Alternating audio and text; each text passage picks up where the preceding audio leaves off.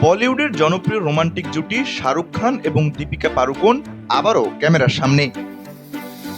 দ্বিতীয় সন্তানের মা হতে যাওয়ার খবরের মাঝেই দীপিকাকে দেখা গেল দক্ষিণ আফ্রিকার কেপ টাউনে শাহরুখ খানের আসন্ন চলচ্চিত্র কিং-এর শুটিং সেটে। সেখান থেকে ফাঁস হওয়া বেশ কিছু ছবি ও ভিডিও এখন সামাজিক যোগাযোগ মাধ্যমে রীতিমতো ভাইরাল।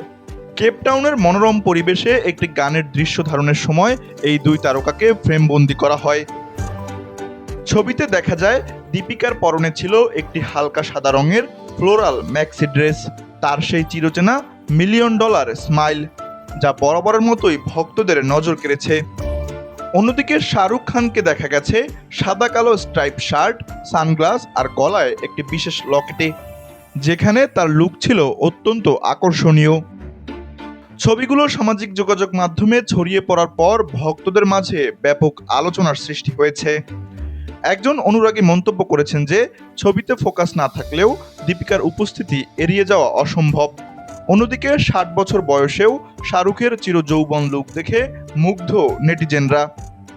দীপিকা পাড়ুকোন এবং রণবীর সিং সম্প্রতি তাদের দ্বিতীয় সন্তানের আগমনের কথা ঘোষণা করেছেন।